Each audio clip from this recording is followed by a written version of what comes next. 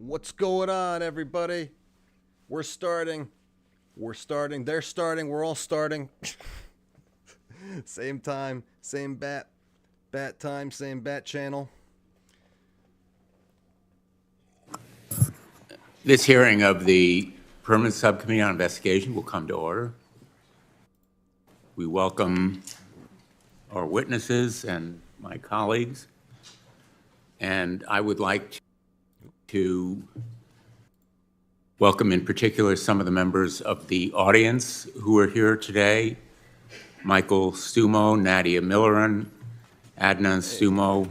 They're the parents and brother of Samia Rose Stumo. If you want to stand, you're welcome to with your photographs. Also here are Chris Moore, Clarice Moore, and David Moore, the parents and brother of Danielle Moore. Zipporah Curia is here today. She's the daughter of Joseph Curia. Catherine Bertay, she is the mother of Camille Bertay. Abadu Amiha is also here. His wife, Sarah Gabre Michael, was the cabin supervisor on Ethiopia Flight 302. Wow, We remember them and the other 341 victims of the unspeakable tragedies that occurred when two airlines crashed in 2018, 2019. I also want to recognize the family of John Barnett, his mother Vicki Stokes and brother Rodney Barnett, a Boeing whistleblower who committed suicide under the immense pressure that the company put on him for raising safety claims. They are with us today. To all of you, thank you for having the strength and courage to be with us, and we are deeply sorry for your losses. I wanted to begin by introducing you because the issues before us today have real human consequences, life and death results, not just abstract numbers and hypotheticals, abstract issues. They are a matter of life and death for people who travel by air or work for Boeing. And this hearing is a moment of reckoning. It is about a company, once an iconic company known for engineering excellence and product prowess, that somehow lost its way. 5 years ago, 346 innocent people lost their lives in not one, but two preventable tragedies. We learned those tragedies were caused by intentional decisions to put production speed over safety and profits, stock price over people. In the wake of those tragedies, Boeing promised to turn itself around. Planes were grounded, executives were dismissed, promises were made. What we've seen since from whistleblowers is that, in fact, the manufacturing issues, the retaliation against whistleblowers, non-conforming parts, quality inspections skipped, and issues concealed from the FAA, evidence hidden, all have continued. And there is mounting evidence that the deferred prosecution agreement concluded in 2021 with the United States Department of Justice has been violated. In fact, there is near overwhelming evidence, in my view as a former prosecutor, that prosecution should be pursued. When you were named as Boeing's chief executive, Mr. Calhoun, we were told that you were the right person to correct course, and you committed to, quote, strengthen Boeing's safety culture and rebuild trust with our customers, regulators, suppliers, and the flying public. And for a while, some sort of believed that Boeing might have changed. But then this past January, the facade literally blew off the hollow shell that had been Boeing's promises to the world. And once that chasm was exposed, we learned that there was virtually no bottom to the void that lay below. PSI started this investigation after current Boeing quality engineer Sam Salapur came forward to disclose alleged shortcuts in the production of 787 and 777 aircraft that could pose catastrophic safety risks over time, fastening of the fuselage to other parts. Mr. Salapur courageously recounted how he was isolated and transferred for refusing to stay silent about his concerns. Our investigation has proceeded since we first heard from him, and we have heard from many others. We have more than a dozen whistleblowers by this point, and we encourage more to come forward. We've collected that evidence. We've learned that Boeing's problems go deeper than one whistleblower or one incident or one line of aircraft. A mechanic in South Carolina told us about how when he and his colleagues raised concerns about directives to not follow policies and procedures, quote, we were ordered to just do it and told there were hundreds of others waiting in line outside the gate wanting our jobs. Another whistleblower from Washington State has brought us new evidence very recently. A Boeing employee, Sam Mohawk, quality assurance inspector in Renton, Washington, informed us that Boeing is improperly documenting, I'm quoting, non-conforming parts, possibly using them and installing them in airplanes. There are parts that are damaged or defective, out of specification. He said that he's been told by his superiors to conceal this evidence from the FAA and that he is being retaliated against. In fact, he's been threatened with termination. These are chilling allegations. They echo concerns raised by others like John Barnett, who made similar claims about practices at Boeing 787 manufacturing plant in South Carolina, and by Merle Myers, who came forward last month with additional related claims about a different plant in Washington. This new evidence is detailed in a memorandum that I shared with my colleagues, PSI members, earlier today. Without objection, I'd like to ask that this memorandum be entered into the record. Mr. Calhoun, you were brought in to the company as CEO. You had been on the board to turn this company around. You and your board of directors have a duty to your shareholders, but they will be deeply ill-served if you fail to correct course to confront the root cause of this broken safety culture. You have a duty to demand the highest safety standards and insist that every installation is properly documented and ensure that speak up means, in fact, speak up, not shut up, as it is meant all too often. Boeing needs to stop thinking about the next earning call and start thinking about the next generation. We're here because we want Boeing to succeed.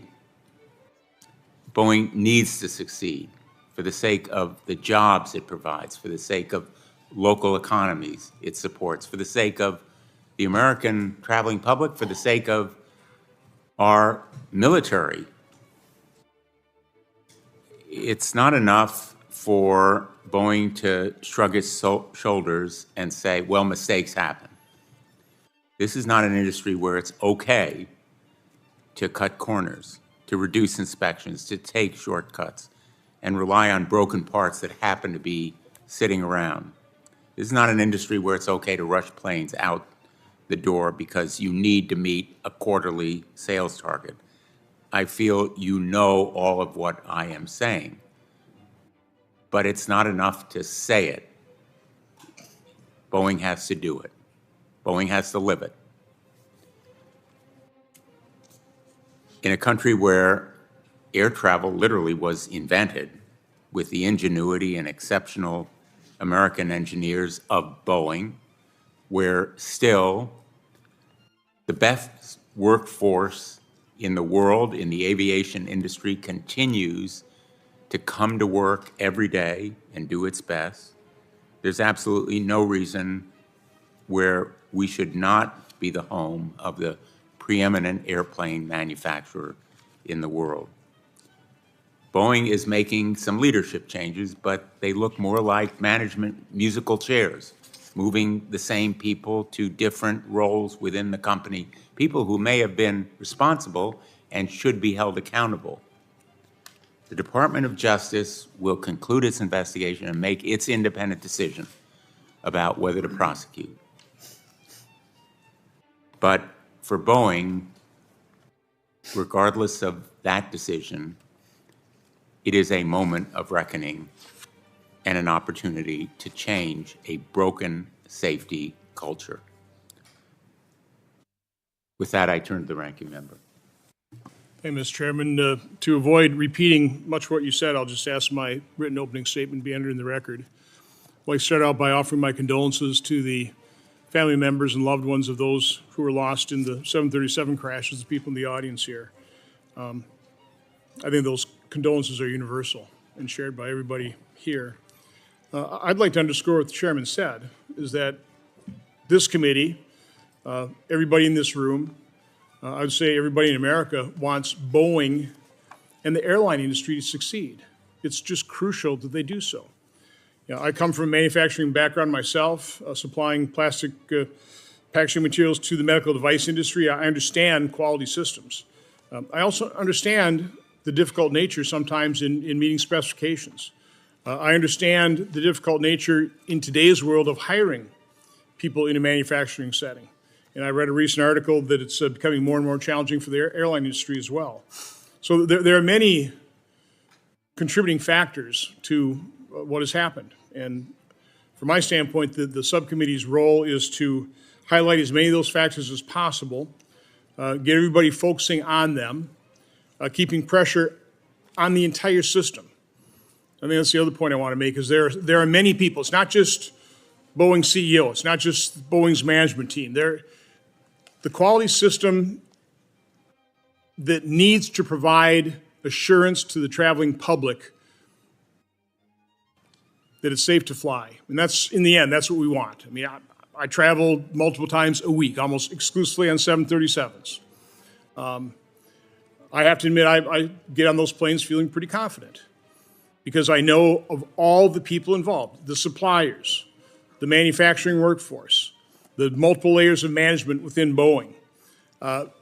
Certainly FAA plays a major role. I mean, I'm not a fan of big government, but we need government to do certain things, and one of them is the FAA doing its job of regulating the airline industry and the airline manufacturers to make sure that they have a perfect record. That's what we're talking about. You need perfection, and that's hard to achieve. The airlines themselves are huge participants in this, and I'm highly disappointed. I've spoken to airline CEOs, your customers, and I'm disappointed that they haven't been willing to come before Congress primarily to offer assurance to the traveling public that they have their maintenance systems in place. They have quality systems. They're checking and double checking the aircraft multiple times a day. And of course, the final quality control step is, and quality control personnel are the flight crew, the pilots. And personally, I would never travel on an autonomous plane. I don't care how good you have your quality systems. I want to make sure that I've got a pilot and a flight crew on that plane with me, making sure that it's safe. As best as we possibly can. So, again, I think it's necessary that we hold these hearings. I wish the airlines would come in and explain their quality systems, their maintenance systems, again, with the whole goal of assuring the public that it's safe to fly today and in the future, and that they've got what problems exist, and there are obviously problems. They've got them in hand, and they're doing everything they can to fix those problems. So, again, appreciate the hearing. Mr. Calhoun, thank you for coming here. You'd be asked some tough questions here. I appreciate the phone conversation we had, and you know what you're in here for. So I appreciate you coming here. With that, I'll turn it back over to you, Mr. Chairman.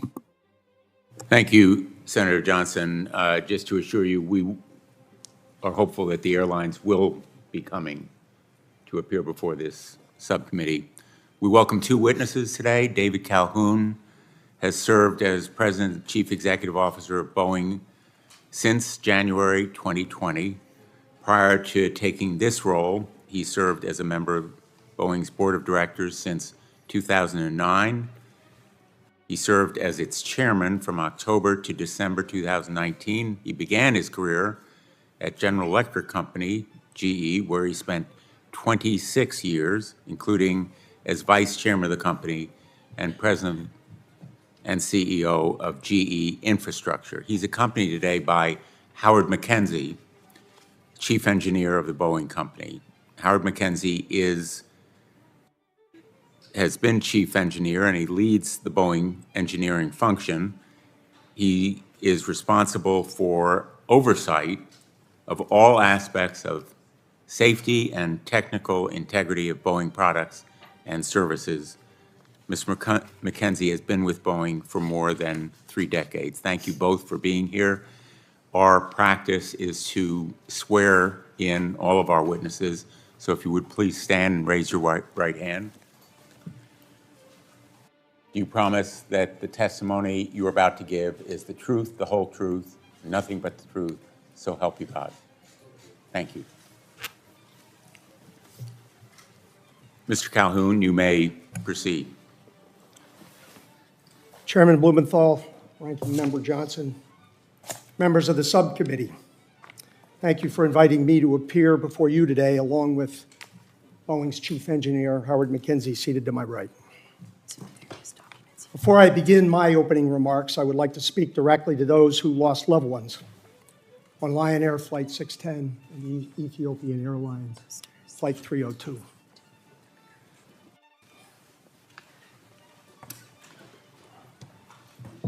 I would like to apologize on behalf of all of our Boeing associates spread throughout the world, past and present, for your losses. They're gut-wrenching. And I apologize for the grief that we have caused. And I want you to know we are totally committed in their memory to work and focus on safety for as long as we're employed by Boeing. So again, I'm sorry.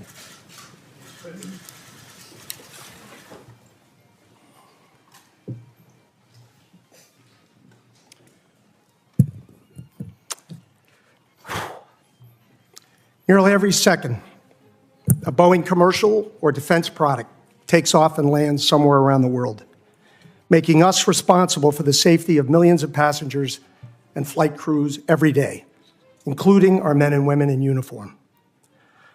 Aerospace safety is built on a robust industry-wide system that relies on self-disclosure, accountability, and continuous learning.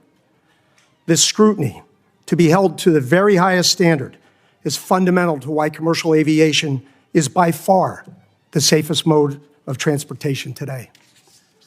I come from this industry, and I know full well that this is an industry where we simply must get it right every single time.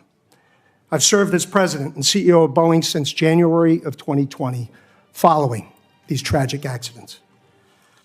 I joined the aviation industry as president and CEO of GE Aircraft Engines.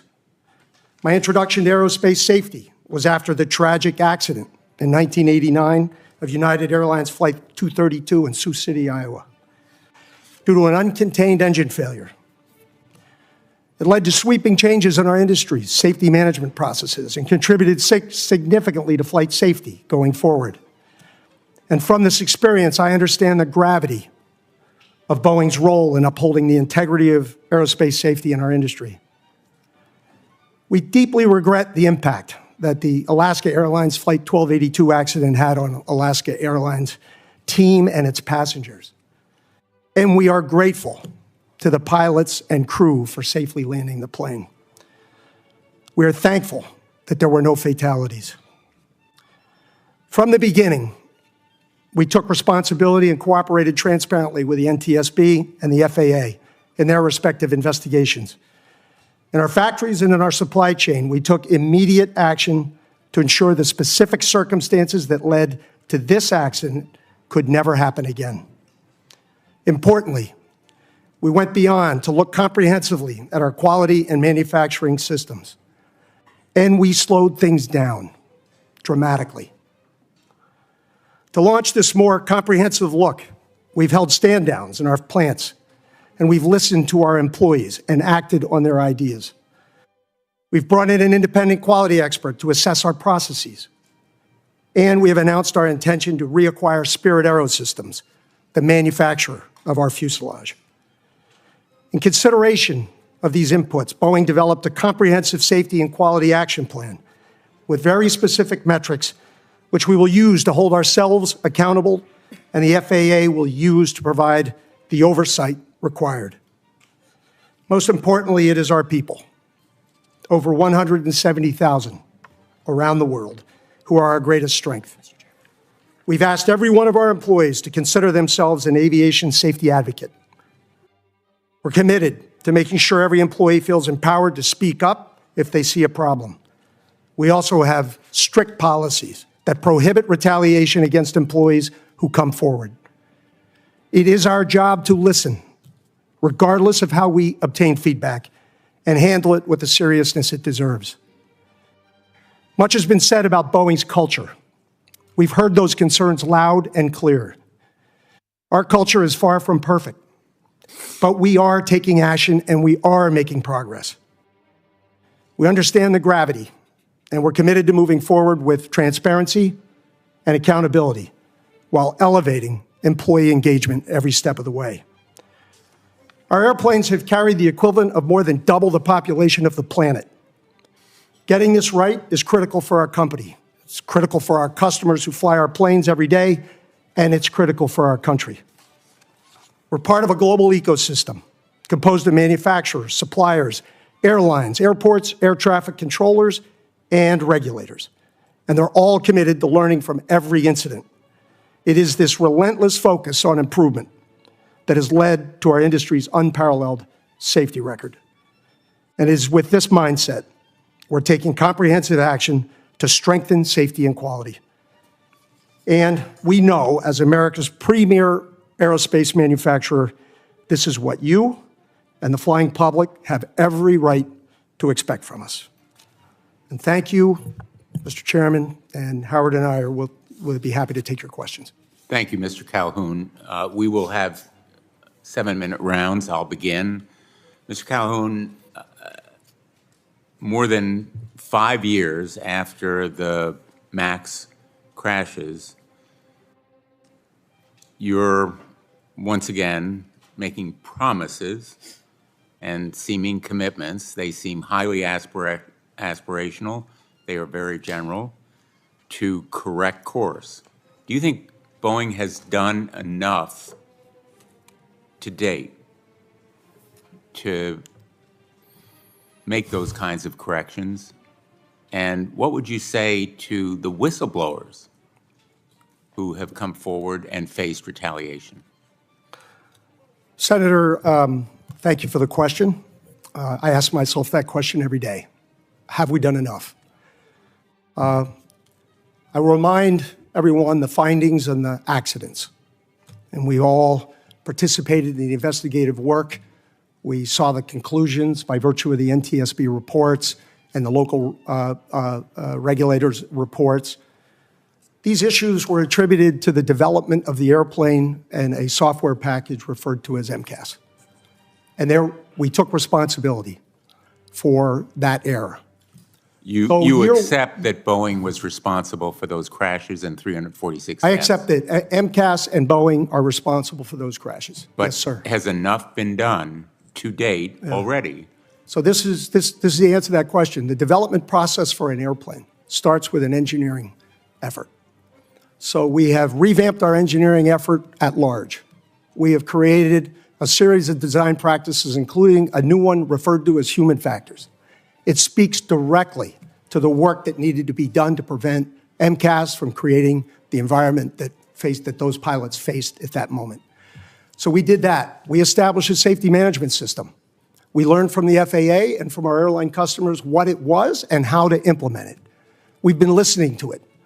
We tuned that safety management system into every airplane that flies every second of every day, so that we could learn from those airplanes. Let me be more specific, and I apologize for interrupting, but we're limited in terms of time. Boeing has a code of conduct that states, and I quote, "I will never retaliate against or punish anyone who speaks up to report a concern," end quote.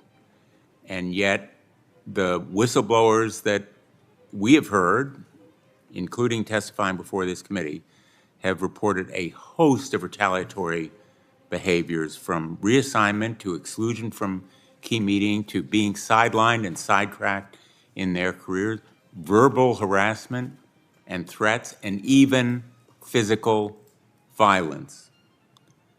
After whistleblower John Barnett raised his concerns about missing parts, he reported that his supervisor called him 19 times in one day and 21 times another day. And when Barnett asked his supervisor about those calls, he was told, quote, "I'm going to push you until you break." He broke. When whistleblower Sam Mohawk raised concerns about Boeing's concealment of non-conforming parts, he was put in charge of completing corrective action investigations with an impossible deadline, and then threatened with formal discipline, including firing. He couldn't meet that deadline. When I hear about these experiences, I wonder whether Boeing really wants change. How can you reassure us that Boeing is going to, in fact, end this broken safety culture? Senator, I'm going to start by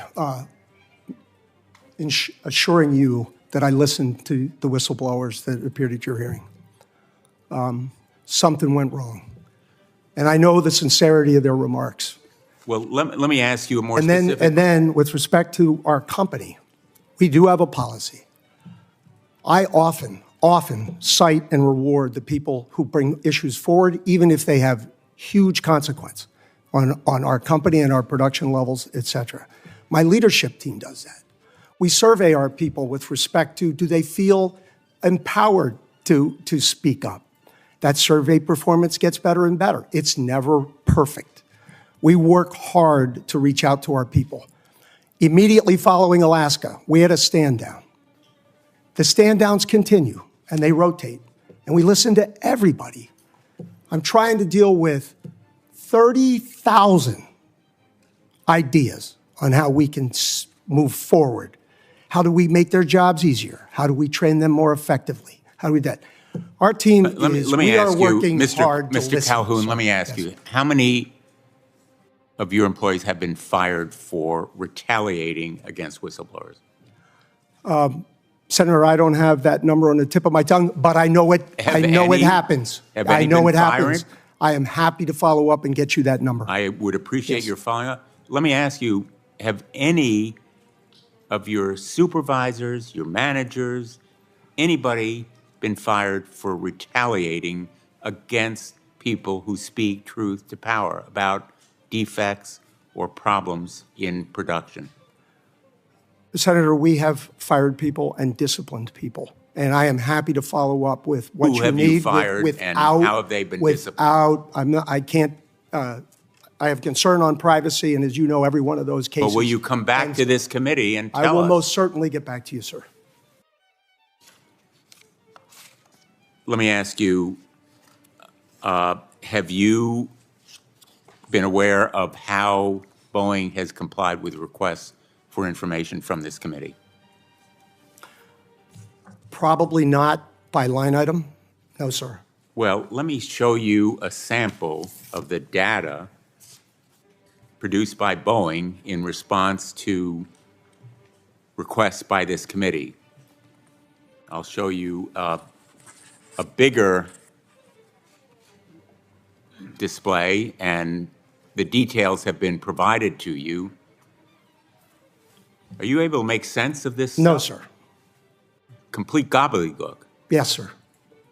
This is what Boeing has provided to this committee in response to our requests for information. Can you justify these productions? I will. I would describe it precisely as you did, and I can't justify. And I will most definitely follow up.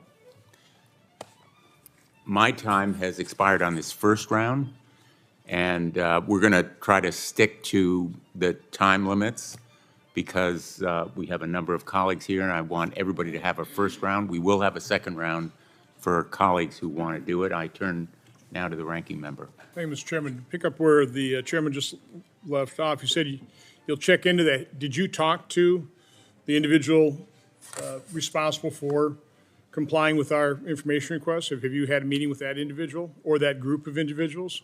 Senator Johnson, my team knows, and I have talked to them about the need for transparency at every level and every stage. So beyond that, as a backdrop, no, I did not review each line item. So who would be your direct report responsible for providing this committee the information, the subcommittee the information it requested? Yeah, it'll be a combination of my counsel and my government affairs office. Okay, so you'll talk to them today about this? Yes, well, they're right behind me, and so I'm sure, yes, it's registered. You said you've listened to the whistleblowers. Have you directly spoken to any of the whistleblowers? I have not directly spoken to any of the whistleblowers. Do you think that'd be a good idea to do that? Yeah, I think it would. I'd recommend it. Yep.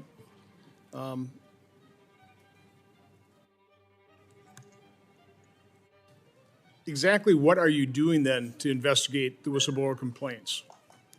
If you haven't spoken to them directly, Yes, sir. I mean, again, have you just turned it over to your counsel or? No, we have a team. We have an ethics hotline and a team of investigators. The most important thing in every whistleblower out of the chute is to make sure we understand the substantive issue that is being discussed and do safety analysis immediately.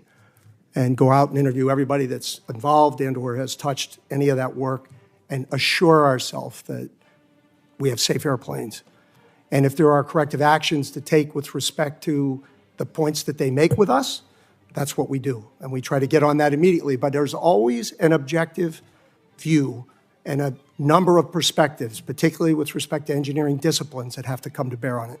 So how many employees does Boeing have? 170,000. So having run a much smaller operation, I mean, first thing I can say is I realize that I don't control what everybody does. You try and set policies. You can communicate as clearly as possible. People are people. The question I have for you, because it's actually quite shocking to have a supervisor calling somebody up 19 times in one day, and making the statement that I'm going to break you.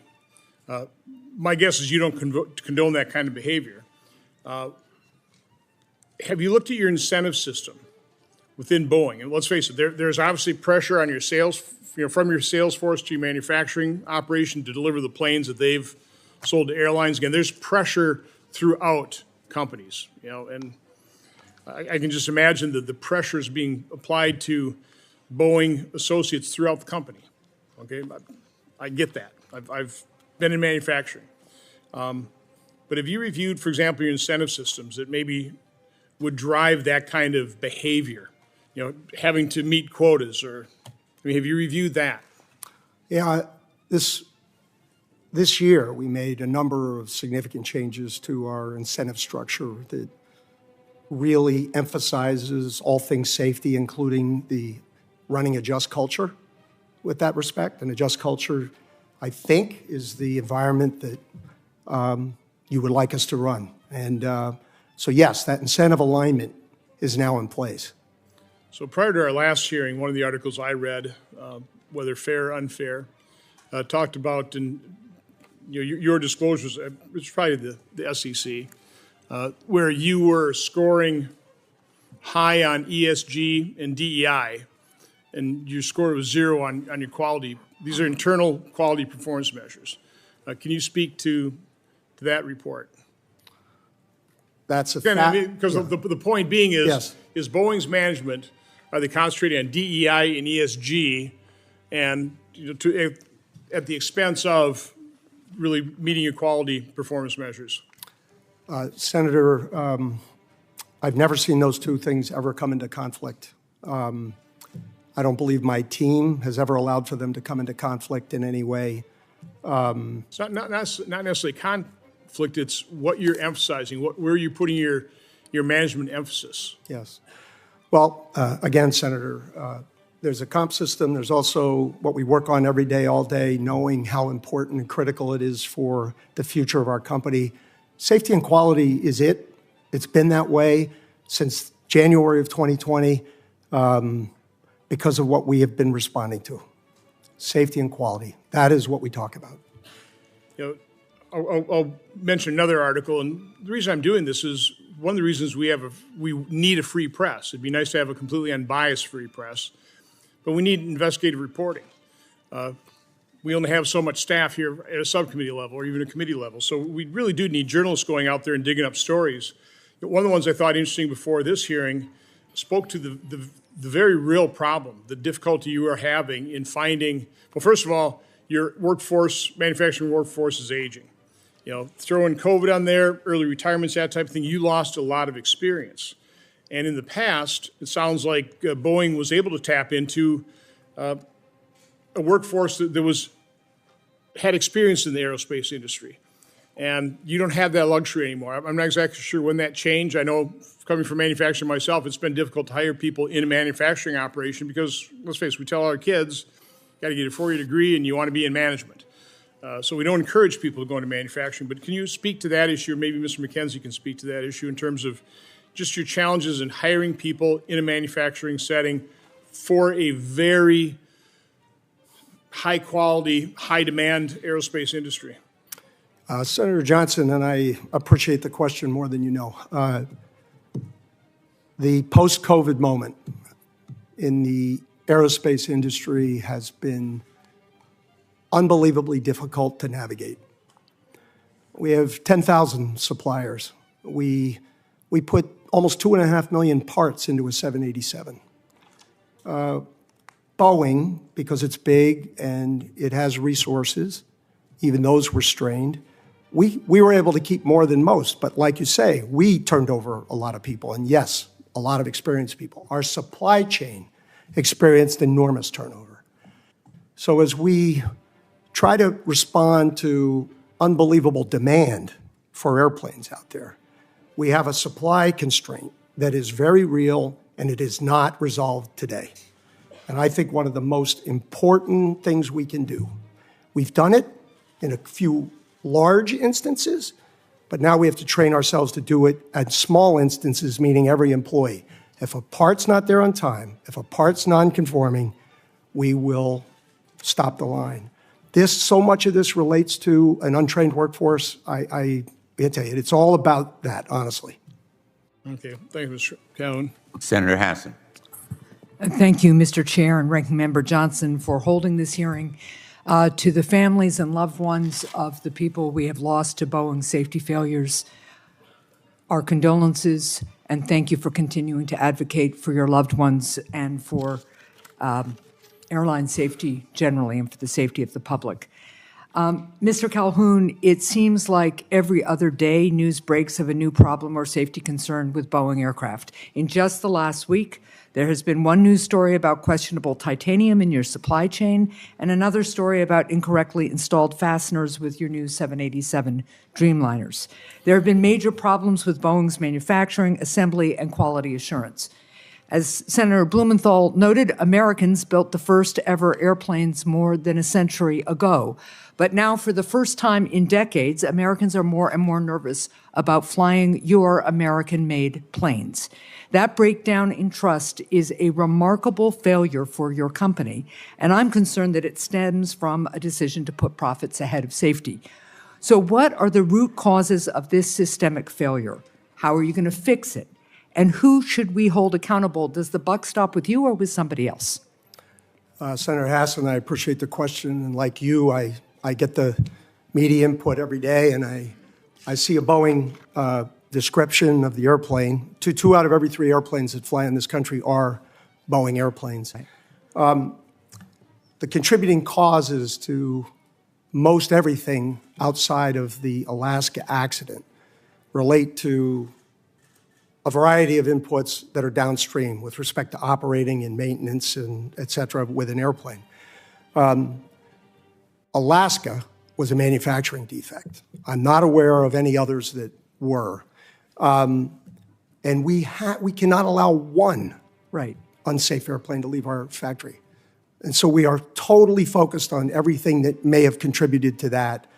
I will say this, every issue that occurs out in the field with an airplane, our industry doesn't actually point fingers at each other. We all rally around whatever happened.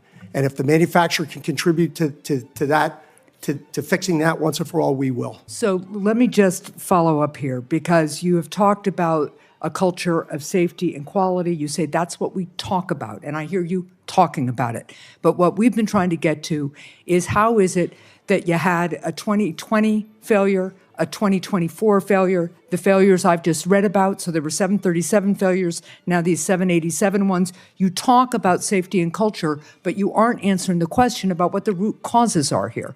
How do you make sure that safety and culture, safety and quality is your product as opposed to your words? Well, we do, and I will always refer to the record with respect to airplane safety. 2023, IATA is the international organization that compiles all the information with respect to safety incidents, was the safest year on record. Boeing's a large part of that. I understand that, and what I'm going to ask you to do is produce to us the documents that you have, or the understanding you have, of what are the root causes of the safety problems your company has had. Because I appreciate the context and I appreciate the answer, but as the chair and the ranking member have noted, we have limited time here. So I'm going to move on to my next question, but what I would assume now, 4 years after the 737 MCAS issue, what I would assume is by now you would have identified root causes for some of these safety problems. And what I'm not hearing is an answer back. Let me move on to another issue, which is that one of whistleblower protection. In April, a Boeing engineer told this committee that he raised safety concerns with leadership at Boeing about some of the company's manufacturing processes. He told us that Boeing management then retaliated against him for raising those safety concerns. He went so far as to tell us that he felt that his physical safety had been threatened. Not only has your company failed to uphold the highest safety standards, it appears that Boeing has fostered a culture that censors people who try to speak up and help. So what actions have you personally taken as CEO? I heard your testimony about listening, but what actions have you personally taken as CEO to investigate instances of retaliation and intimidation at Boeing and to hold managers and leadership accountable for punishing whistleblowers? Senator, I'll start again with respect to leadership and culture communication.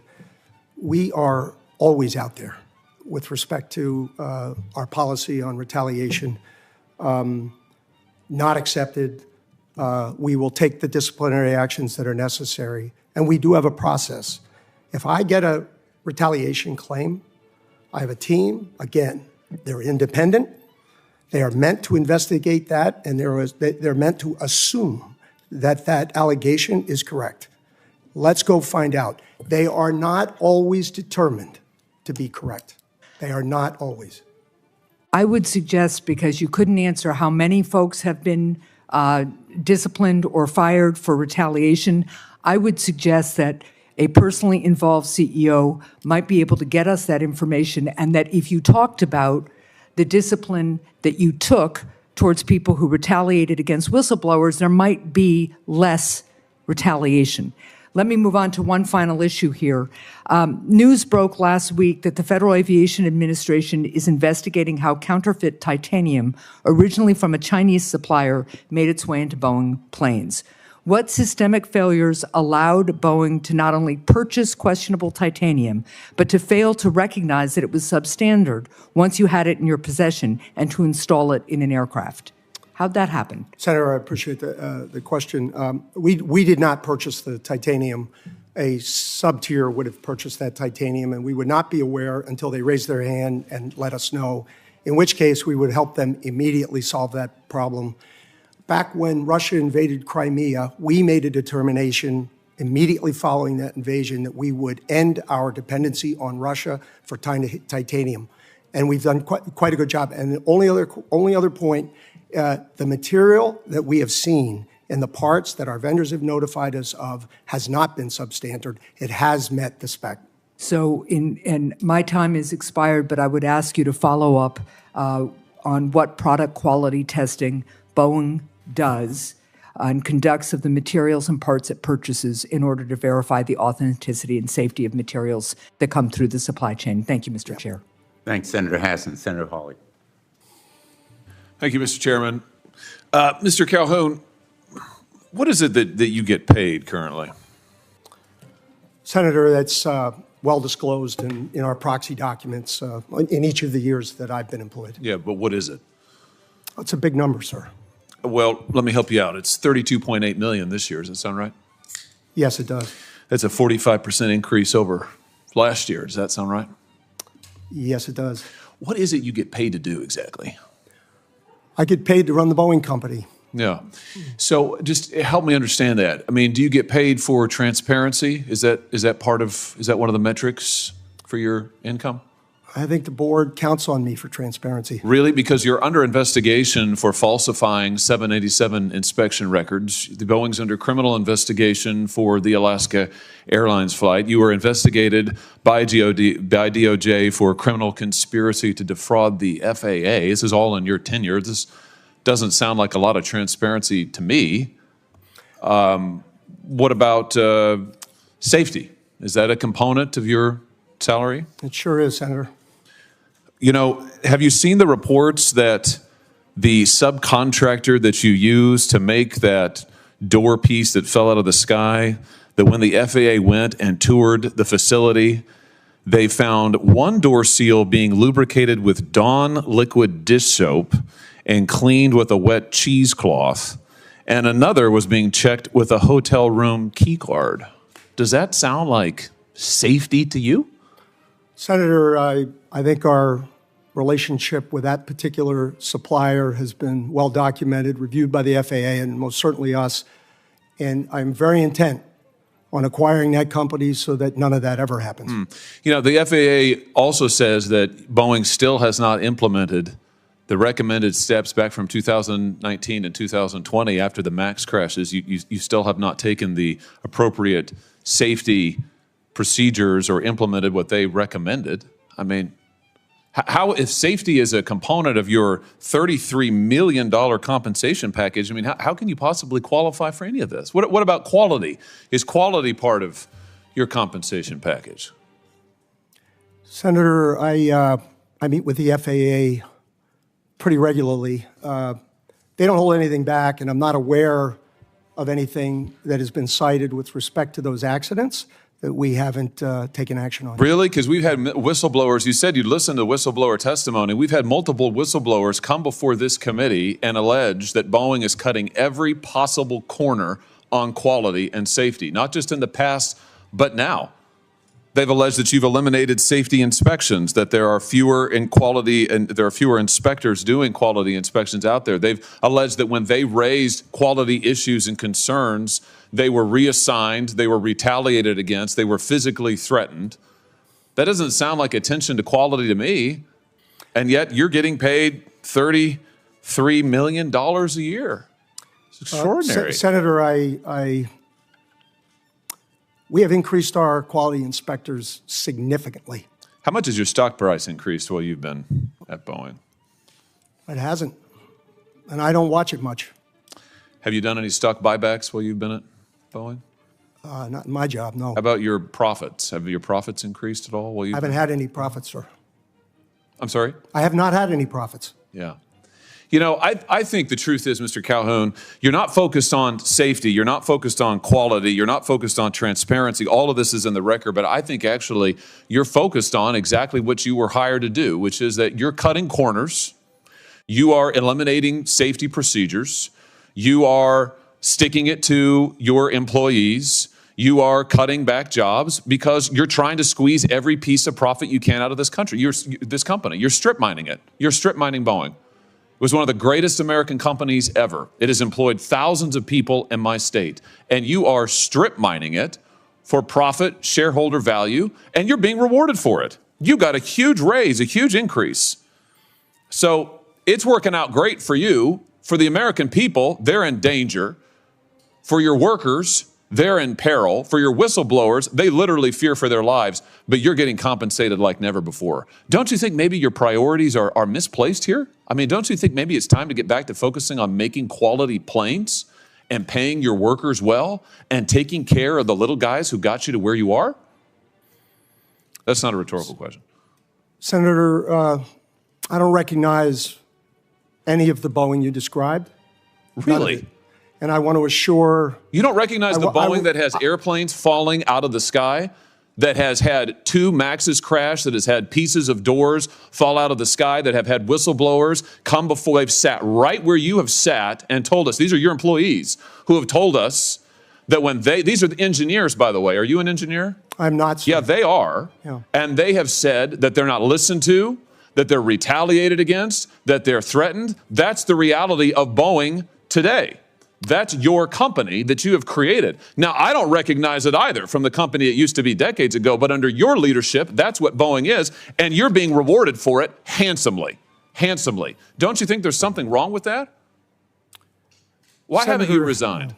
You know, Senator, I stand by what I said, and I want to assure the great employees in your state that that is not the way we operate the company, and it never will be. And if you would like my chief engineer to talk about what he sees and hears. No, I want to hear from you, because what I hear from you is a lot of this team does that and that team does that, and I listen to the whistleblowers, but I don't meet with them. And I've heard about all this stuff that you Congress have meddlesomely asked for because the public wants to see it. Gosh darn them, but you actually haven't supervised any of it. I've heard that. It's a lot of it's this, it's that, it's this, it's that. But meanwhile, you're getting paid a heck of a lot of money. It's unbelievable. If anybody's coming out of this deal good, it's you. Why haven't you resigned? Senator, I'm sticking this through. I'm proud of having taken the job. I'm proud of our this safety record, and I am You're proud of this safety record of our Boeing people. You're proud of this safety record. I am proud of every action we have taken. Every action you've taken? Yes, sir. Wow. Wow. There's some news for you. Well, behind you can't see it. Behind you, the folks are showing pictures of the people who are the victims of your safety record. I think we can all see them. And I think the American public, when they fear to get on their airplanes, they understand your safety record. And frankly, sir, I think it's a travesty that you're still in your job. Senator Butler. Thank you, Chairman, and thank you to you and a ranking member for today's hearing. To the families who are here today, thank you for continuing to keep the legacy of your family strong and present, raising their voices at a time when there's so much attention being paid. You've not relented one bit. Even when you thought no one was listening. Thank you for staying on the case and for being here. Mr. Calhoun and Mr. McKenzie, thank you for your presence. I want to turn to the report to the FAA, Mr. Calhoun, the plan of action moving forward. There's not been a great deal of detail of that plan shared, but in your comments and testimony to the committee today, you highlight you say, and I quote, it's our people who are our greatest strengths. I think any executive, CEO, person who's run a business, a small organization knows that it fundamentally is the people who make the company strong. My colleague, Senator Hawley, was talking about how well you compensate. The chairman raised issues, concerns about are the people of your company seeing any accountability for behaviors that have led to us being in this place. You said yourself that the people who you tasked with responding to the information requests from this committee are sitting in this room, but I think you would agree that they have failed in representing the greatness of this American company. So I want to understand what is the plan relative to the people moving forward. There's a lot of words about training. There's a lot of words about, I tried to capture it as precisely as I could, better work instruction adherence. It implies that the workers are not adhering to the instruction and or training that you are currently providing. So I want to dig a little bit into understanding the specifics of the plan that you've offered to the FAA, to the American people, and to these families who are here about how it is that you are going to advance this plan relative to the important people that keep this company strong. Let me ask just a very specific question. What are the costs associated with the people part of your plan? Depends on what aspect of it, but if it's in the training arena, it's well over $1 billion. Senator, a large part of the training needs relate to Senator Johnson's question with respect to turnover and the number of newer people that we have. In our stand-downs with all of our people, and I always believed, and I'm sure and certain that the best ideas will come from them. They gave us lots of great ideas on how they would train all the new people, how they would do most of that training on the job as opposed to the classroom. We dedicated many, many, many more hours to that training. We created... I read it. It's about 300 additional hours Yep. that were dedicated to the... We created a proficiency metric, not as a pay item, but simply recognition that from the senior folks, the junior folks are now proficient at the task and the job that they have. They know where the drawings are, they know the steps required to follow each of those drawings, and they don't need to have somebody next to them while they do it. So of all the issues that we heard for all of those people and 30,000 ideas, most focused on training. So it's $1 billion, about. Yes, I won't hold you something to north it. of $1 billion. North of $1 billion dedicated to the implementation Yes. of the plan moving forward relative to people.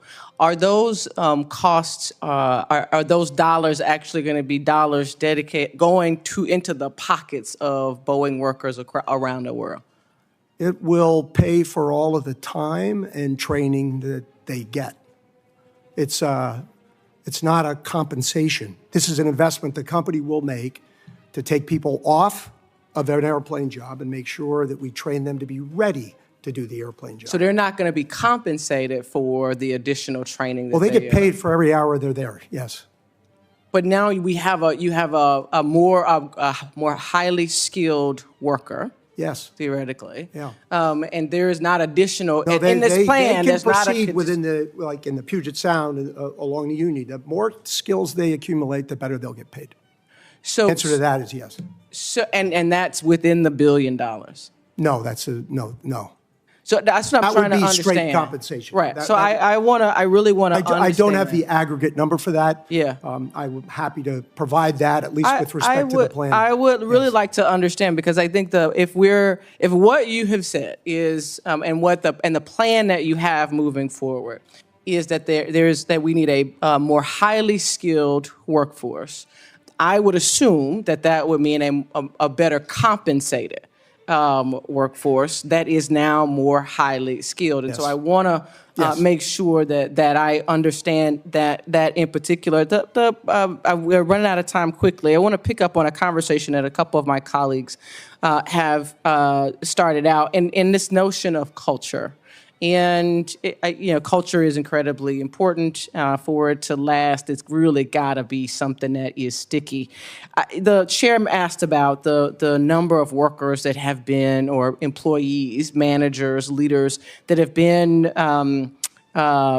faced discipline for retaliation. What I would like to understand, and would love to get just a quick response from you about, is how do you plan to increase confidence in these new policies and the culture that you want your people, your greatest asset, to believe in, if there's no visible consequences for the behavior that is allegedly disallowed? Again, with respect to how to motivate our teams, the most important Well, thing I'm sure you believe that they're motivated because they're producing product. Yeah. And so it's not. I'm not suggesting that they're not motivated. What I want, and I think what you want, is to have them to believe, Trust the that system. and to trust that your leadership is going to keep the traveling public safe and is going to help them build a solid future for their family. Yes. Why should they trust you? Well, first, we do celebrate people who give us information that helps our operation. And even if it doesn't, we celebrate their willingness to speak up. And we do it publicly. And we survey the results. Do you trust the system? And we get better and better and better feedback on that. And we have ways to go, and we have to keep working on that one. And yes, maybe there's a better way to communicate the disciplinary actions that we take.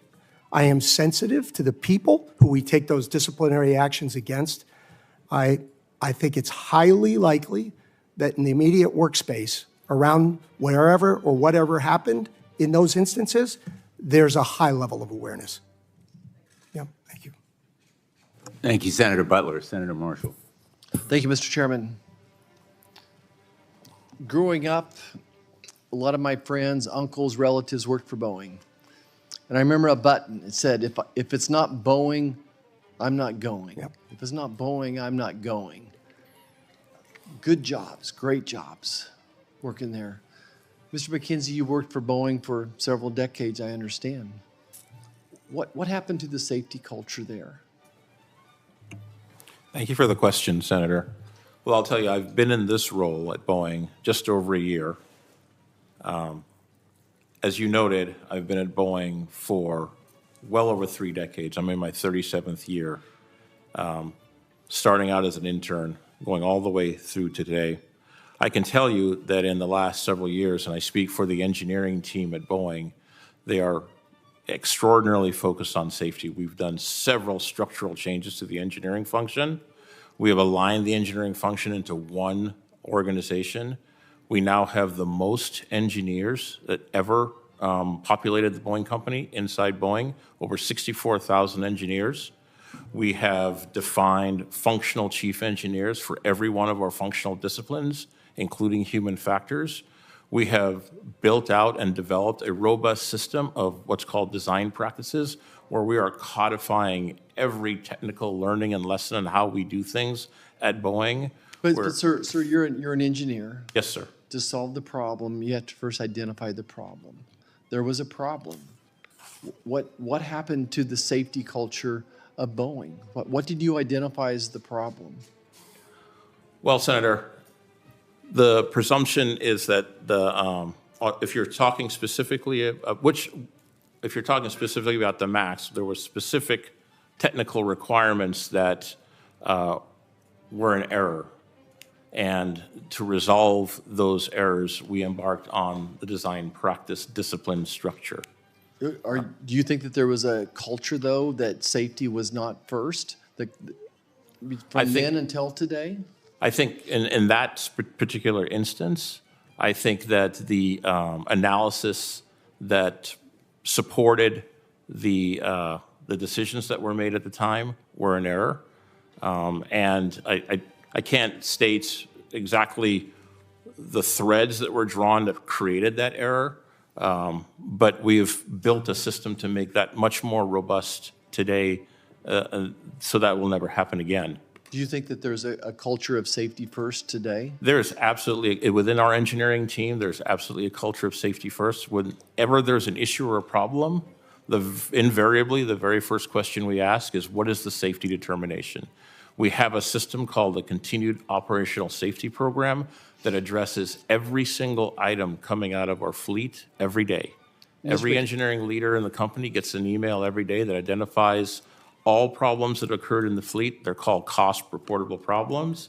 We take those to our safety review boards, and we go through a very structured and rigid process that's overseen by the FAA to make safety determinations on all of those issues. Anything that's determined to be a safety issue, we go through, again, a very methodical process, and we've been doing this for many years, that defines what the safety implications are, what the safety remedies are. So what happened? What went wrong? How did we miss the mark? Again, Senator, you asking about a specific issue? I'm talking about the broad process.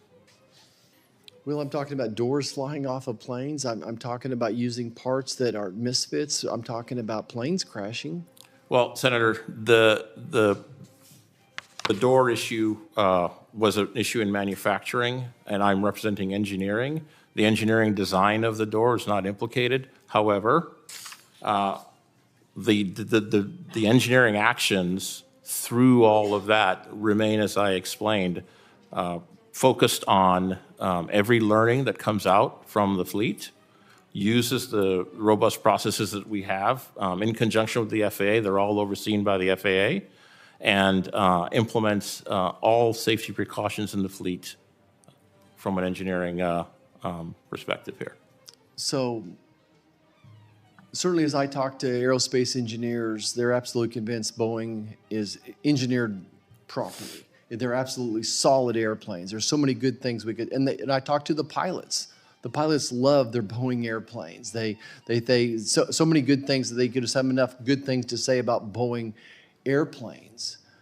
So to me, it comes down to the fact that we're not executing the plan. We have good design. The planes are good, but we're not executing a plan perfectly. And that's what it takes, is there's no room for error in your industry. And if you cut corners, Mr. Calhoun, what went wrong? What happened? Again, it's designed right. The pilots love them, but yet we've had some pretty bad outcomes. What went wrong? Yes, sir. The MAX accidents, again, tragic. The design was wrong. The NTSB reports, all of the investigative reports, specifically identified an error with MCAS. MCAS created an environment in the cockpit at a crucial moment. Okay. And, then fast forward. Now and so now we're losing. We're no, using and so misfit. Mr. McKinsey, what he refers to is about probably half our people, engineering in particular, work on the development of airplanes, and half work in support of production operations. So with respect to the accidents, where we were focused in the description of the changes, and they're big and they're significant across the engineering department, we're focused on preventing the design problem from ever happening again. Human factors, a whole new team, a whole new approach, a set of disciplines around it, et cetera. Alaska, very different. That was a manufacturing miss. That is what our quality action plan is all about. I believe while there was a very discreet miss with respect to the documentation of removal of that door plug, which caused this to escape our factory, while that happened and it was a discrete instance on one airplane, we have tried to look at literally everything we do to make certain that that can never happen again. And that is what our quality plan is about, and that is what we're up to. But that's a very different process, the production process, than the development process. Thank you. I yield back. Mr. Calhoun, let's put it very bluntly. 346 people died because of a faulty control system, the MCAS system, that Boeing knew was going to cause a crash at some point, correct? I would not say the latter part of that sentence. People at Boeing knew. There was a judgment that was made by ourselves, our design engineers, and the certification process that that could never happen, but it did. Well, now you're going to make me really angry because the evidence shows, in fact, that the engineers working on this plane knew that that faulty control system drove the nose down under certain circumstances, and pilots, in fact, Lions Air and Ethiopian Air struggled to lift that nose as the plane plummeted toward the sea. And they couldn't do it because they didn't know what was happening. And the reason they didn't know what was happening is Boeing concealed it. They concealed it from the FAA, and therefore Boeing was charged with defrauding the United States of America. And the prosecution was deferred because Boeing paid a fine, but no individual was held accountable. In my view, and I said it at the time, individuals should be held accountable for those deaths. Don't you agree? Senator, it's wrong for me to reinvestigate an investigation that was I'm not thorough, talking about thorough, reinvestigating. And- I'm talking about a judgment. We're here about accountability. It is a moment of reckoning for Boeing that will help Boeing in the long run, because the only way to course correct is to face the truth and confront the need for action. And I'm asking you, shouldn't individuals be held accountable, individuals who are still at Boeing and who may be in positions of responsibility now? Senator Blumenthal, we are responsible. We are responsible. The Department of Justice and the Boeing team and all the investigations and all the judgments that were ultimately taken, I'm not here to second guess them. Only one individual was ever criminally prosecuted, a pilot. He was acquitted. And I'm saying to you, and I'm saying to the Department of Justice, individuals should be held accountable, because that's the only way that deterrence works. Wouldn't you agree? Yes, sir. I believe strongly in accountability. Now, Boeing paid a criminal fine of $243 million, correct? I don't know the precise number, but I assume that's You correct. must know the precise number. You're the CEO of the company. It only happened 5 years ago. 5 years ago, and I 4 years ago. Yep. Boeing paid $243 million in a criminal penalty.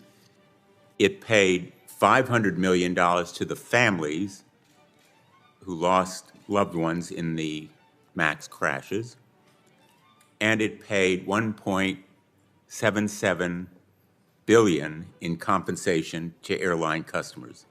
Those numbers correct? Yes. As to any of those amounts that were paid, was Boeing insured?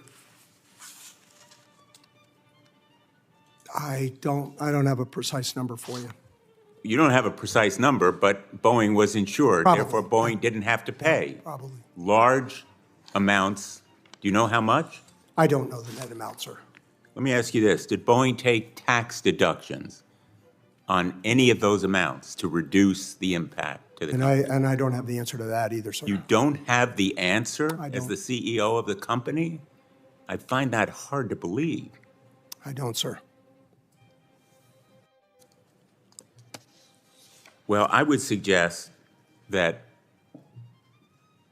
the prosecution that is, in my view, almost certainly to result from the investigation underway, and I say again, as former federal prosecutor and state attorney general, I think that the evidence is near overwhelming to justify that prosecution, that there ought to be individual accountability and amounts that really reflect the harm done that are not deductible, as those amounts were. And I would like you to report back to this committee as to what amounts were deducted and how much of those penalties and payments were covered by insurance. Will you commit to do that? I will do that. John Barnett went through 2 days of deposition. Have you read his deposition? Yes, yes, What was your reaction? heartbroken. Well, it was heartbreaking, that's for sure, but did it cause you to want to take some action against those employees who put pressure on him and threatened him? Senator, now this was considerably before my time. I do know that that process was taken up by the governing authorities and was looked into, and they came out with a determination that I know nobody's satisfied with in the Barnett family, and I understand that, and I understand why. But it did go through a process, and I know the family will take exception to that process, and I understand it. I'll turn to the ranking member for second round on his part. See, I have colleagues here. Should I defer to either Senator Hawley or Senator Marshall? Well, I guess what I'd like to do, and maybe Mr. McKenzie would be the person to speak to this, or Mr. Calhoun. Again, the goal here is to reassure the public that they feel safe to fly. We want Boeing, we want the airline industry to succeed. So can one of you go through the entire quality and safety process that provides that assurance? I talked about all the players in that process, the suppliers, your manufacturing associates, your management, the FAA, which, by the way, the FAA has only turned 172 documents over this committee as well. They're not exactly, as is true in just about every government agency that I've tried to do oversight on, they're not very transparent. But the FAA, and then finally the airlines and their maintenance crews and the pilots. Can you just kind of talk the way through that, even if Boeing doesn't reach perfection, there are other steps beyond that to try and catch errors. So go through that process, please. I'll start. I'll turn it over to Howard. Alaska was a manufacturing defect. It created an unsafe airplane. Perfection is what our job is, and it has to be absolute. We inspected every airplane that has that plug quickly. We know it was a single airplane. And as I said, for all of the media coverage of Boeing airplanes over the course of this year, I believe that was the only manufacturing defect that's related. Now, so what we do first is we close that down, period. We look at the value chain from the delivery of the airplane all the way back through our supplier. And we take dramatic steps to make sure that at every step of that value chain, that door could never leave the airplane in flight. This was related to our Spirit supplier. And I'll do this just for effect, and I'll let Howard cover a little more. We used to inspect those fuselages when they arrived at our factories. And we had a lot of inspection sites. And then we would fix all the nonconformances that we would find in those inspections in our factories. And it created more movement than we should have. So immediately following this accident, we moved 13 inspection stations down to Wichita. And we we demanded that Spirit treat us as an inspection authority on their premise and treat it like an FAA ticket. so that not a single fuselage would leave that facility that wasn't in perfect condition to come to ours. That was a movement of roughly 200 inspection engineers to do that. And then it required probably at least that or double that from Spirit to help us man those stations so they could learn what this process is. So I say that just because that's how big this effort has been for us, and that is how we've done it. And we have then sent that message to every supplier with respect to perfection of the products that they deliver to us so that they can move through our line in regular order. Otherwise, we have launched a program on factory full floor compliance, hygiene in the factory, pretty much everything, sir. And I know the FAA has paid an awful lot of attention to it. Howard, I don't know if you want to add to that.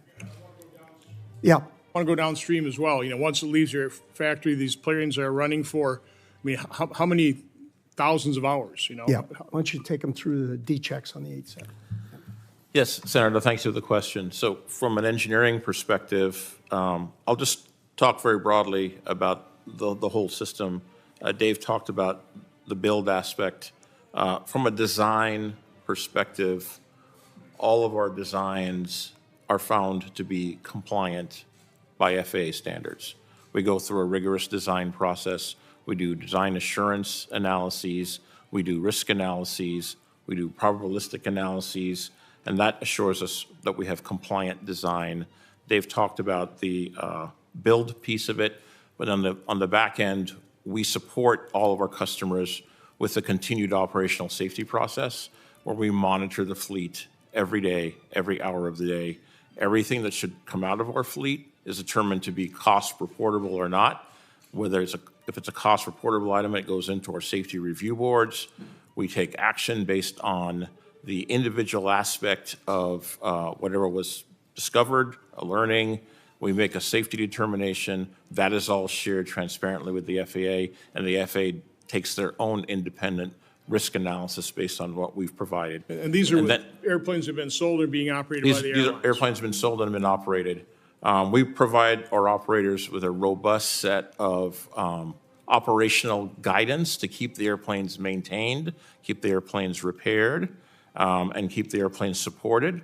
We also provide individual support for items that a customer and airline can't support on their own. And then the airplanes go through a rigid structure of repeated inspections over their lifetimes that are By also Boeing? They perform these inspections per Boeing data given their own FAA-approved maintenance practices. And so it's a constant conversation back and forth. For example, our 787. How complex is the maintenance schedule? I mean, how many timed maintenance activities or measures are taken, on a weekly basis, monthly, annual basis by the airlines? It's multifaceted, Senator. Depending on the airplane system or structure, there are determined maintenance intervals and cycles for different aspects of the airplanes to be inspected at different times. Depending on the airplane, it's what we call limited validation or its life cycle. There are prescribed structural inspections that occur for this 87, for example, 6 years, 12 years, and onward. Those are major structural inspections, but there are interval structural inspections for particular parts of the airplane at regular intervals.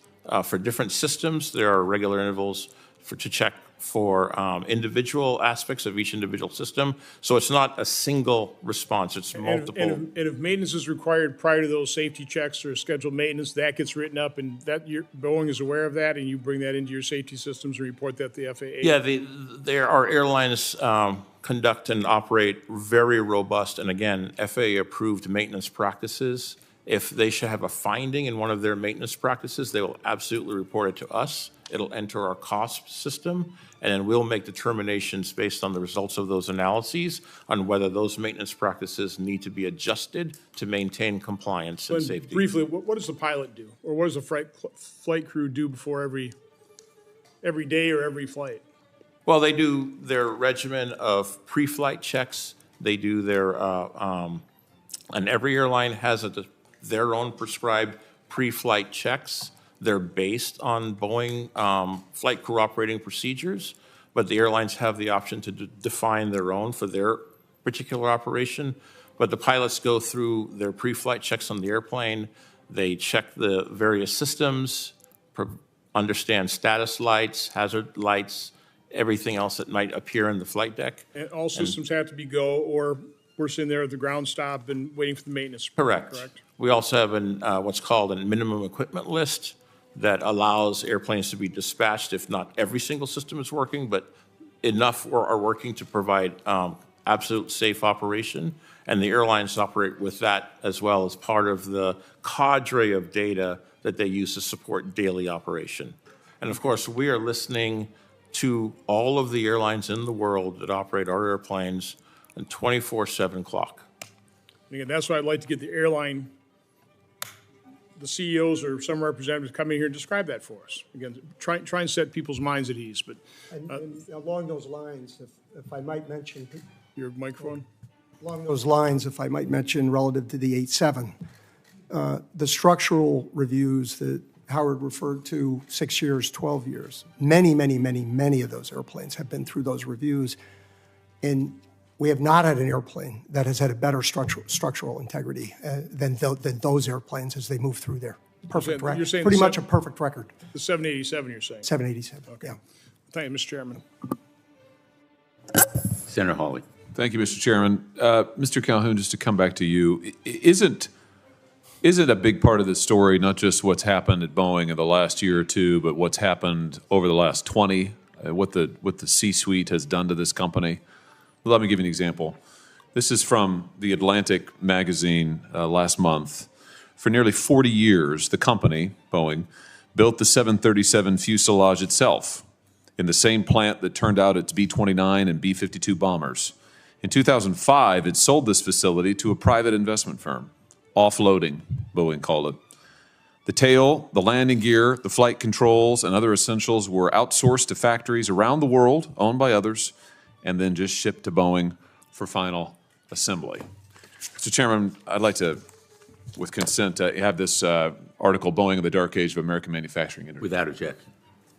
You now have at least 600 direct suppliers worldwide. Who knows how many subcontractors? You've got 35 direct suppliers in China alone.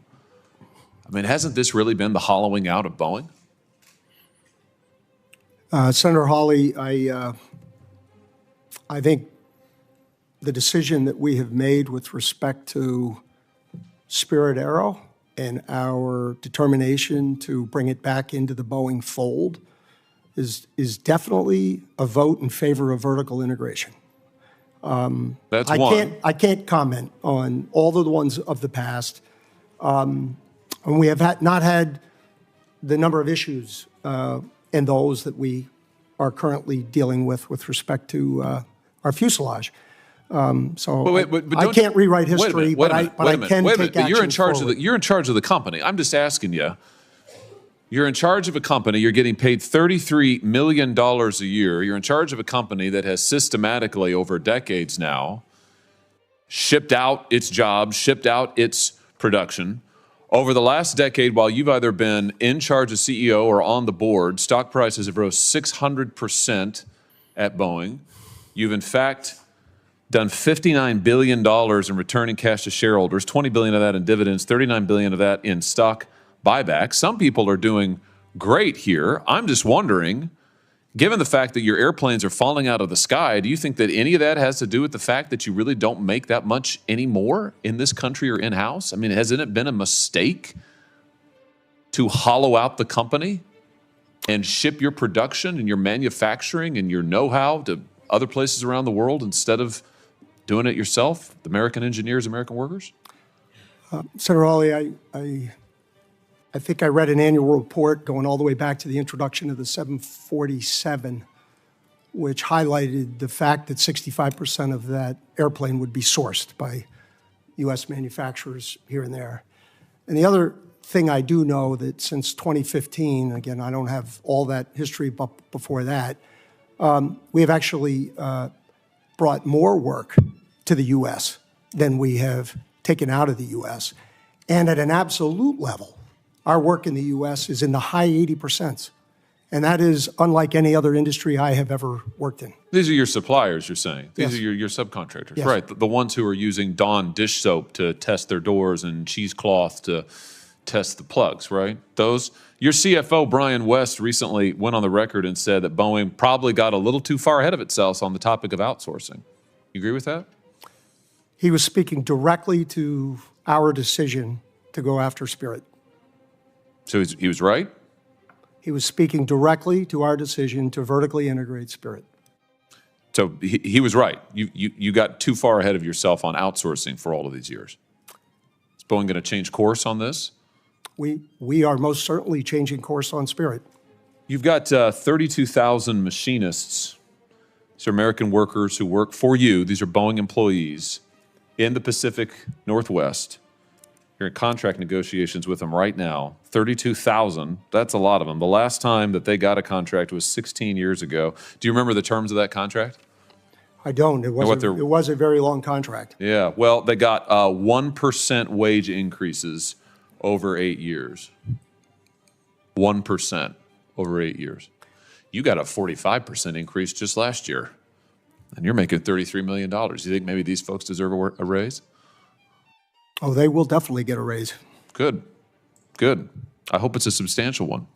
And I hope that maybe this will be an opportunity for Boeing, under new leadership, to reverse course and actually start making things again, start making things in this country again, and start paying its people well. I've listened to your testimony, and it seems like the gist of it seems to be that if you could just get your employees to comply, follow the rules, follow your management techniques, et cetera, things would be better. I don't think the problem's with the employees. Oh, it's actually. not. It is yeah, not. I think the agree. problem's with you.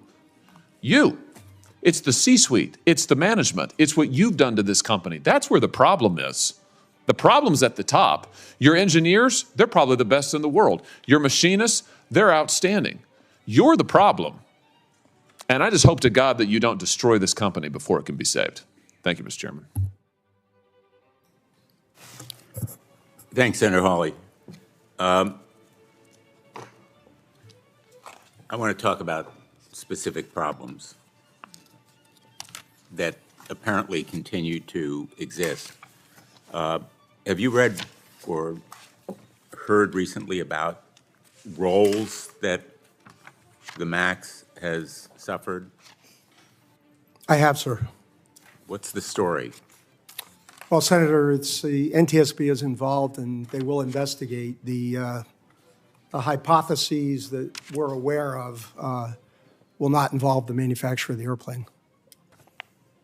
Well, what is the cause of those roles? It's the same phenomenon that occurred before that Ethiopian airplane crashed. No, sir. And I have to let the NTSB do their work.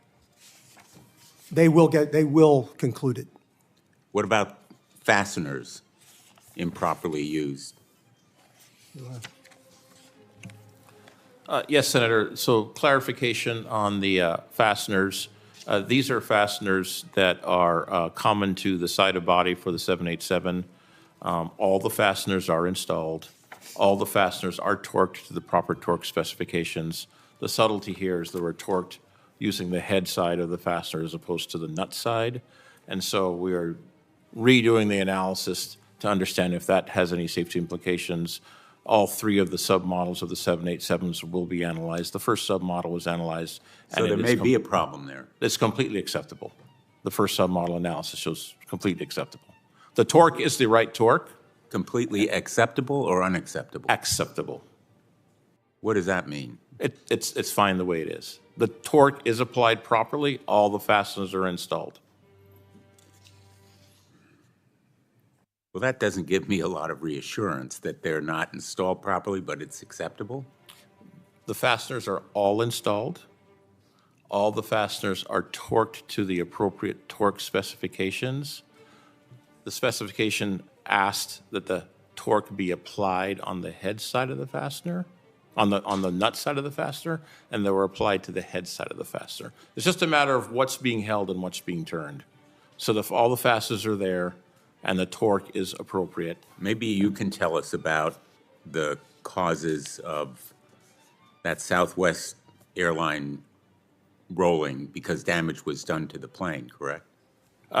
Senator, it is under NTSB investigation. As Dave mentioned, we are pulling together the data that we have, and it does not indicate that there is anything that is of fleet concern here. We think there's a unique circumstance around this particular airplane that has nothing to do with design or manufacturing. But we'll need the NTSB to complete their investigation and share. What are you going to do about it? Well, we're supporting the NTSB and we're supporting the customer with You're any- not looking into it yourselves? We are, Senator. We're supporting the NTSB investigation with our design resources. Aren't you alarmed that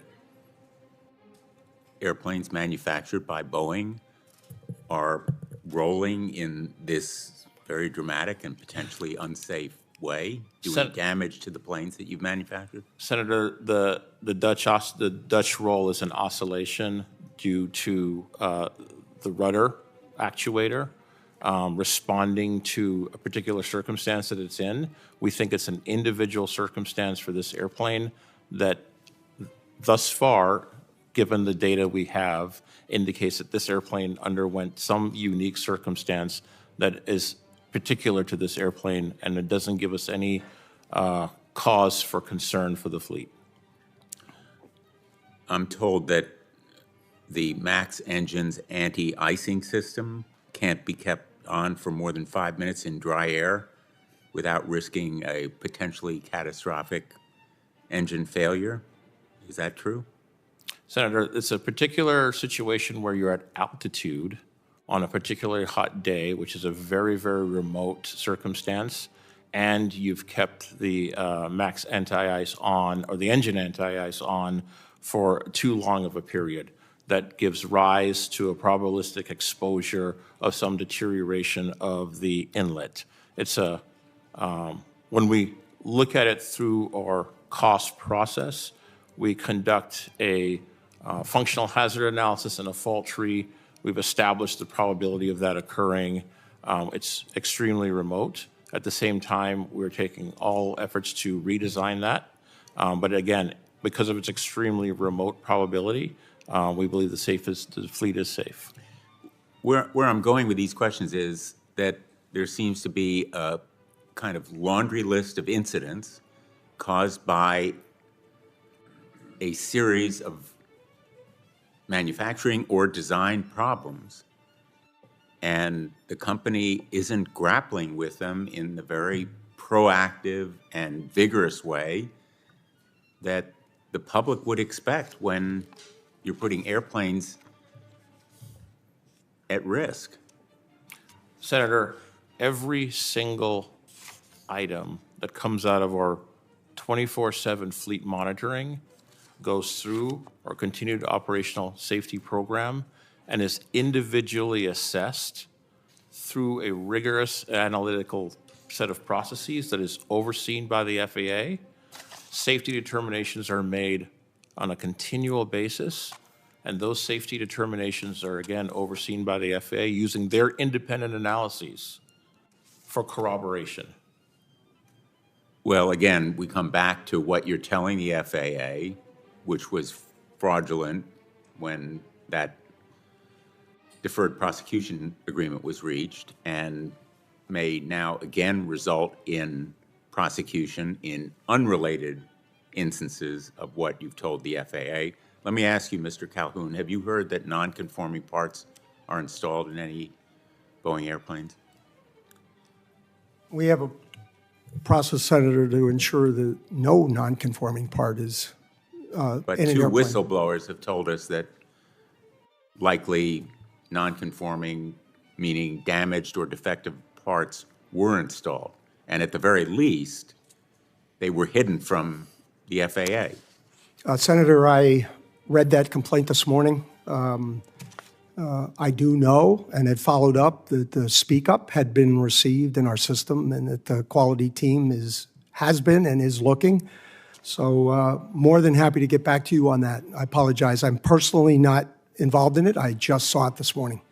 I would hope that you would. You don't know of a single instance of any discipline for retaliation, is that correct? That's what you said I earlier. I said that we have taken action on people who we have determined to have retaliated, but I you- did not have the number. Can you tell me about one? I'm not going to tell you about one, sir. We have a process. It works. Well, I beg to differ. It's not working. Okay. It's not working. You know it's not working. Let me tell you, because you've read this deposition, about what John Barnett said about one employee. Question: Mr. Barnett, are you aware of ever hearing about any employees being physically assaulted for raising safety complaints? Answer: Barnett answering, actually, I have heard of one. The name is blank, was telling me about a time that she was dealing with, the other person's name is also redacted, and he was pushing her to work outside the procedures. And she told me that he actually put his arm against her and pushed her against the wall and was pointing to her in her face and telling her to get on board, and this was a good old boys program or something like that. End of quote. You read that. Yes, sir. Did you look into it? So this happened a very long time ago. Well, Yes. did you look into it? And it happened a long time ago. I started in 2020. It's horrible. It's a tragic end. I don't know what else to say. Well, I understand your feelings of regret about it, but what's needed here is action. There are a series of whistleblower complaints. There are a collection of retaliation actions, and there's been no action on them. Now, you submitted a plan that sounds very much like the 90-day plan or the plan that the company submitted previously. I'm going to put up the 90-day plan that you submitted. This is what you agreed with the FAA to do in 2015. I'm just taking 4 examples. Your 90-day plan basically recycles those ideas. I asked you, my very first question, has the company done enough? I submit the answer based on this chart, and the comparison is the company's done virtually nothing. It's making more of the same promises. It's recycling the same old ideas without having taken action. You disagree? Yeah, Senator, again, I started in 2020. I don't think I've ever taken, or "I's" the wrong word. We as a leadership team could have taken any more dramatic steps than we've taken. Howard described what has happened within the engineering function. We stood it up on its own.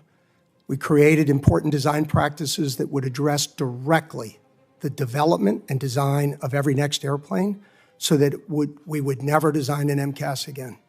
And it would include a very comprehensive look at human factors, pilots, all those interactions. We hired 60 pilots, experienced pilots, to travel the world and meet with our experienced and least experienced airlines to talk to them about what they need to see in our airplanes. The list goes on. The safety management system basically started and designed and attached to the cost program that Howard discussed, which is to listen to every airplane every day, every second as one takes off, so that we can hear and then evaluate and support our customers to improve safety every day. And safety does get better every day.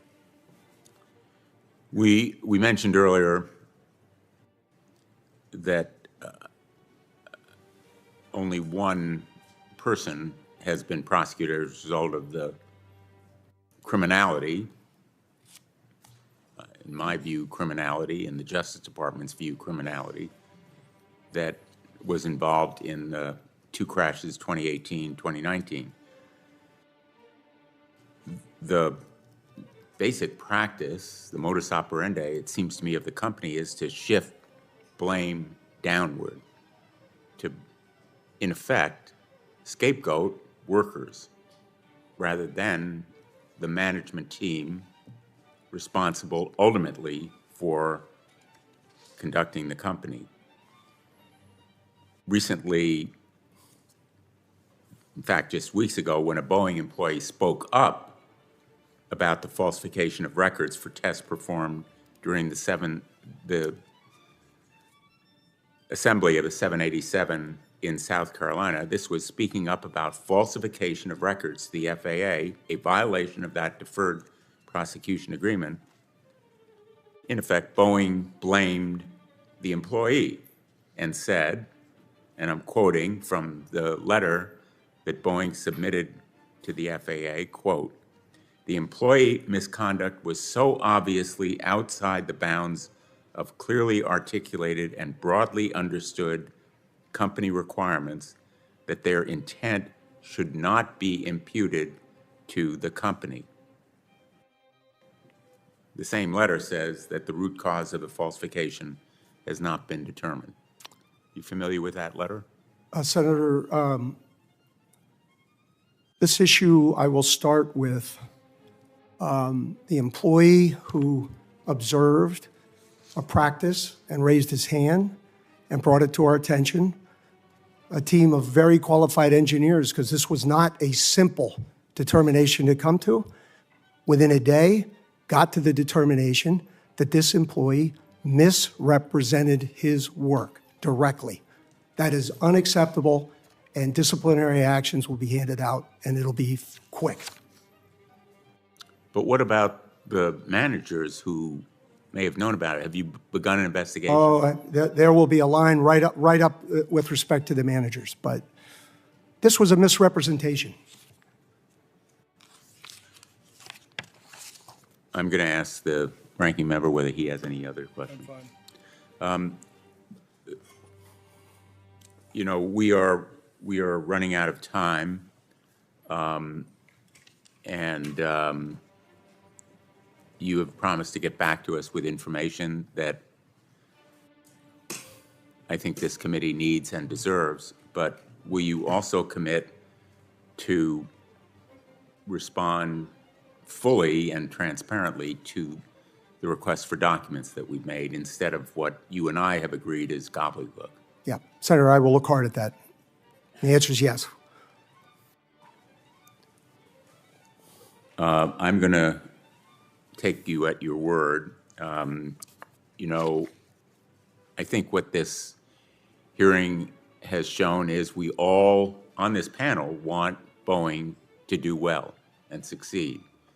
But that requires a course correction. It requires a correction of that broken safety culture, more than just about a single aircraft or single factory or individual. And I think that there has to be a change in more than a single manager.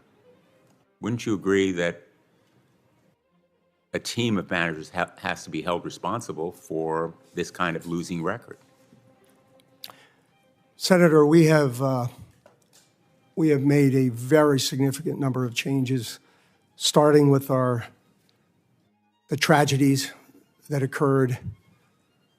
We have a whole new board, engineering representatives on that board, airplane experience on that board, safety on that board, replaced every single leader across the executive leadership team between 2020 and where we are today. And then we took actions with respect to the Alaska accident, specific to the MAX 737 production program. I do believe in accountability. I do believe in it. And even it's hard to administer, but I believe in it. And we have been working hard at that. Would you agree that there has to be more accountability?